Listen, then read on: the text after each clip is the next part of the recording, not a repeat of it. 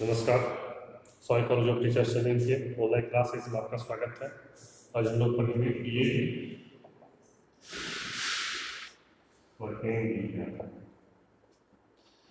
इसमें हम पढ़ रहे हैं पेपर कोड सीए ज्ञान एवं पाठ्यक्रम नॉलेज एंड करिकुलम।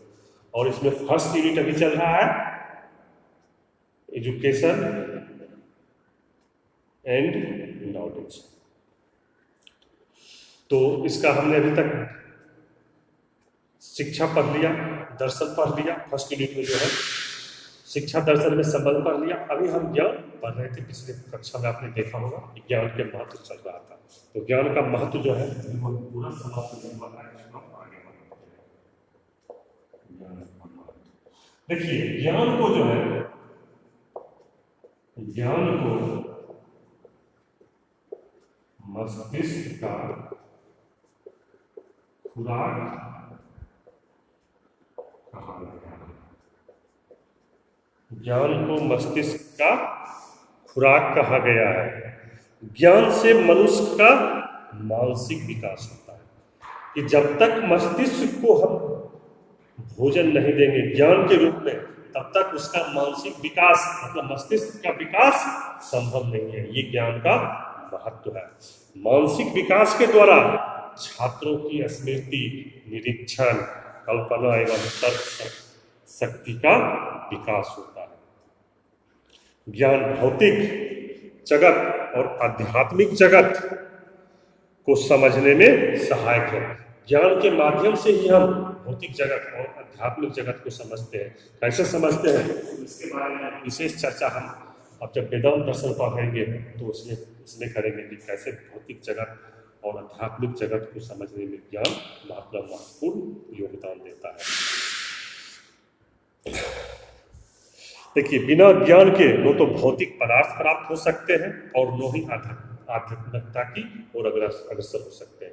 देखिए मस्तिष्क को अगर ज्ञान ही नहीं होगा तो हमें किस वस्तु की आवश्यकता है, और अगर वो वस्तु हमें उपलब्ध भी है तो उसे हमें कैसे प्रयोग करना है ये नहीं पता चलेगा। ये पता चलने के लिए क्या होना चाहिए? हमारे अंदर मस्तिष्क को ज्ञान के रूप में खुराक मिलनी चाहिए। और या फिर आध्यात्मिकता की ओर जाते हैं, जो कि भारतीय दर्शन में कहा गया है कि अंतिम लक्ष्य मोक्ष की प्राप्ति है जो आध्यात्मिकता से मिलती है। तो अगर उसको प्राप्त करना है तो उसके लिए भी हमें ज्ञान की आवश्यकता होती है। ज्ञान के अभाव में मनुष्य का अस्तित्व बिल्कुल पशु के समान हो जाता है। जैसे पशु कुछ नहीं सोच समझ सकता है, अपने लिए निर्णय नहीं ले सकता है, जैसे उसके साथ व्यवहार, जैसे उसको हम खाना दे देंगे जो करेंगे वैसे वो रहेगा। वैसे ही अगर मनुष्य को ज्ञान के रूप में खुराक नहीं मिल जाएगा तो बिल्कुल वह पशुगत व्यवहार करने लगेगा या पशु वह बन जाएगा। देखिए ज्ञान के अंतर्गत मुख्य रूप से 3 बातों का विचार करते हैं। ये तीनों पारस्परिक रूप से एक दूसरे से संबंधित है। ये तीनों मुख्य बातें हैं। ज्ञान सूचना के रूप में, ज्ञान जानना के रूप में और ज्ञान बुद्धिमत्ता के रूप में। क्या जानते हैं? पहले ज्ञान सूचना के रूप में।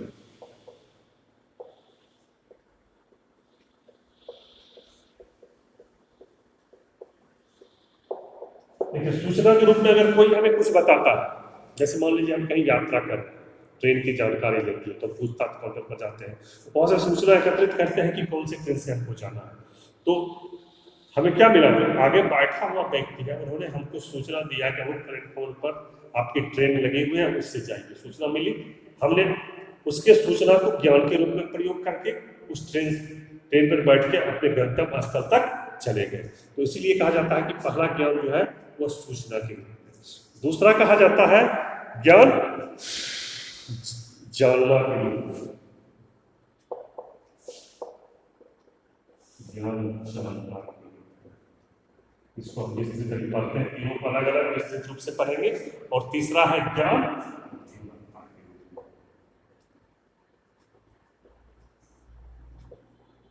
ज्ञान बुद्धिमत्ता के। देखिए सूचना के रूप में तभी हम बताए थे कि एक उदाहरण देकर के कैसे ट्रेन से गंतव्य तक चले गए। लेकिन सूचना व्यक्ति से संबंधित, वस्तु से संबंधित देखिए, सूचना जो हो सकता है वह व्यक्ति से संबंधित हो सकता है, वह वस्तु से संबंधित हो सकता है। कैसे हो सकता है इसको जानते हैं। हमें किसी व्यक्ति के बारे में जानना है तो हम किसी से पूछेंगे, वो हमें बताएगा सूचना के रूप में, हम उसे ग्रहण करेंगे, अपने मस्तिष्क में ले जाएंगे। या किसी वस्तु का उपयोग नहीं करना जानते हैं तो जो उसका उपयोग करना जानता है उससे पूछेंगे, वह बताएगा, हमारा मस्तिष्क उसे सूचना के रूप में ग्रहण करेगा। ये क्या है? ये विज्ञान है। उसके बाद घटना से संबंधित, समय से संबंधित, पर्यावरण से संबंधित अगर हम किसी से पूछ करके ज्ञान लेते हैं तो यह सभी सूचना के रूप में ज्ञान का एक प्रकार है। सूचना ज्ञान का जो है वह सबसे निम्नतम कोटि है। सूचना ज्ञान का निम्नतम मतलब सबसे निचले स्तर का जो ज्ञान हम कह सकते हैं वह सूचना ही है कि हमने कुछ प्रयास नहीं किया अपने से जानने के लिए। जो जानता है, जिसके पास उसकी जानकारी है, उससे जाकर के हमने पूछ लिया, उसने बता दिया, सूचना के रूप में हमने ज्ञान ले लिया। इसीलिए इसे सूचना को सबसे ज्ञान का निम्नतम स्तर कहा गया। दूसरा है, तीसरा है एक पहले थे आपकी सूचना बुद्धिमत्ता के रूप में। ये आपके लिए सबसे महत्वपूर्ण बुद्धिमत्ता के रूप में। कैसे?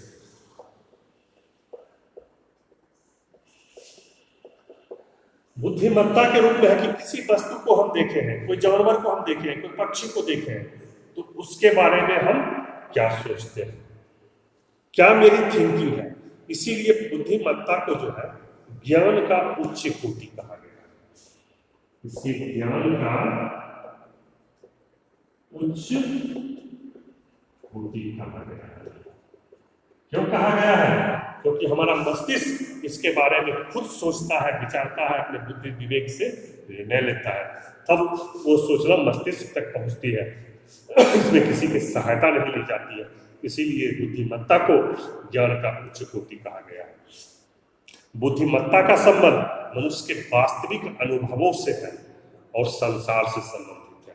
मतलब जो भी हम वास्तविक रूप से अनुभव किए और उसे ज्ञान के रूप में अपने मस्तिष्क में स्टोर किए हैं, वह सच्चा ज्ञान है, उच्च कोटि का ज्ञान है, वही बुद्धिमत्ता है। और संसार का सारा ज्ञान इसी से संबंधित है। मनुष्य में बुद्धिमत्ता, ज्ञान वृद्धि व बौद्धिक विकास के साथ आती है। मनुष्य में बुद्धिमत्ता कैसे आएगी? उसकी जब ज्ञान वृद्धि होगी और उसका बौद्धिक विकास होगा तो बुद्धिमत्ता का अपने आप विकास हो सकता है। तो इसका हम एक उदाहरण देकर के बताते हैं। कौवा तो सभी लोग देखे होंगे। आपसे पूछेंगे कि कौवे का कितने रंग होता है, तो कहेंगे कौवा काला होता है, या कुछ कहेंगे कौवा 2 रंग का उजला होता है। लेकिन बुद्धिमत्ता का प्रयोग करके एक दार्शनिक अनेक ये भारतीय प्रमुख दार्शनिक है अनेक, इन्होंने कहा है कि कौवा पचरंगा होता है। अब आपको लगता होगा कि ये गलत है, लेकिन बुद्धिमत्ता से सोचिए तो उसने अपने स्तर से, अपने ज्ञान का प्रयोग करके बिल्कुल सही उत्तर दिया है कि कौवा पचरंगा होता है। कैसे उन्होंने उसका डिफाइन किया है कि कौवा का बाहरी रंग काला है, बाहरी रंग उसका काला है, बाहर से देखने में वह काला लगता है, हड्डियों से वह सफेद है, हड्डियों से सफेद। जैसा कि आप सभी लोग जानते होंगे कि हड्डी का रंग सफेद होता है, इसलिए उन्होंने एक रूप उसका रंग बनाया। अगर उसमें हड्डी है तो उसका रंग सफेद है, वह भी कौवा के अंतर्गत है। खून से वह लाल है। ऐसे सभी का व्यक्ति, मनुष्य हो, जानवर हो, जिस जीव जंतु हो, उसका खून लाल होता है। उसी तरह कौवा का भी खून से वह लाल। ये किसने कहा? पॉल ने कहा। इतने रंग में देखा, नसों से हुआ।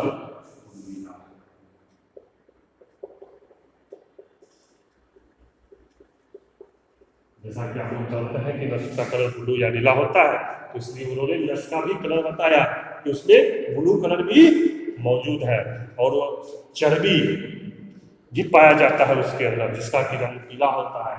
और उन्होंने कहा चर्बी से हुआ पीला।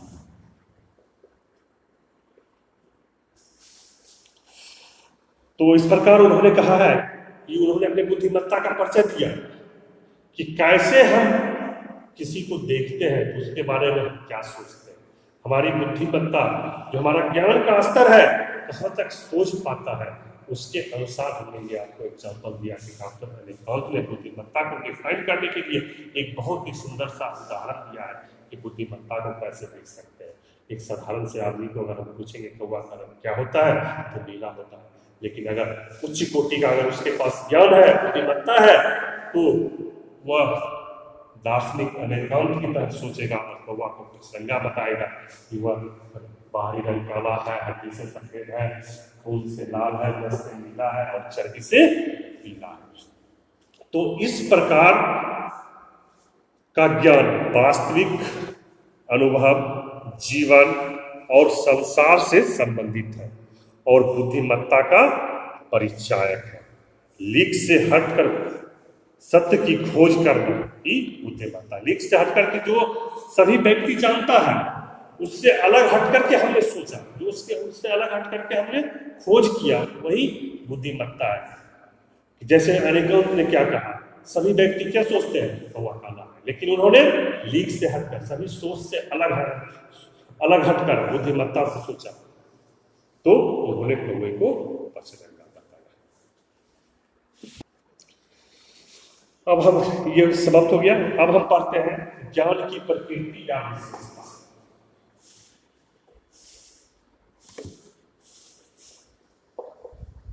ज्ञान की प्रकृति या विशेषता, इसको अलग अलग पॉइंट पढ़े हैं। देखिए पहला पॉइंट क्या है कि ज्ञान सत्य तक पहुंचने का साधन। ज्ञान सत्य तक पहुंचने का साधन। जो भी सत्य है उस तक हम कैसे पहुंच सकते हैं, तो वह ज्ञान के द्वारा पहुंच सकते हैं। विचार ज्ञान के लिए श्रेष्ठ सामग्री का काम करते हैं। विचार ज्ञान के लिए श्रेष्ठ सामग्री का काम करता है। कोई भी विचार है तो वह ज्ञान के लिए श्रेष्ठ सामग्री हो जाता है। उसके बाद तीसरा, अगर भाषा के माध्यम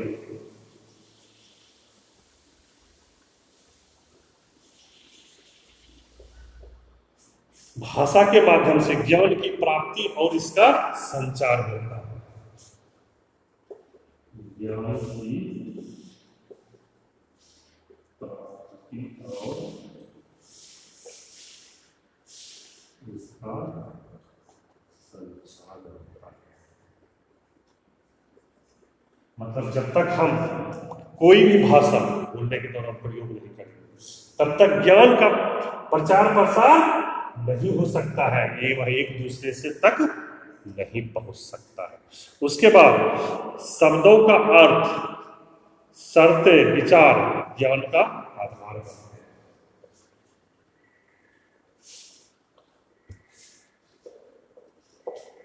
शब्दों का अर्थ, शर्तें, शब्दों का अर्थ, शर्तें, विचार ज्ञान का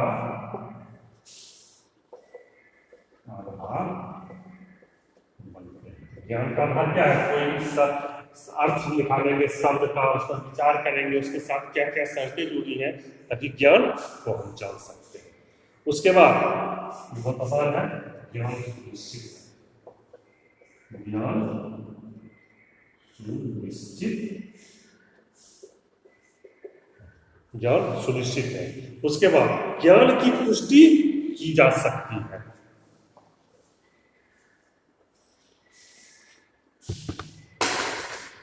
ज्ञान की पुष्टि की जा,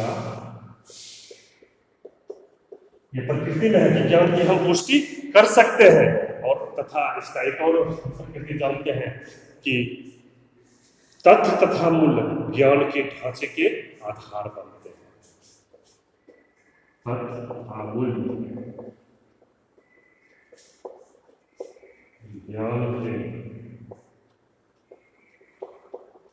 ढांचे का आधार,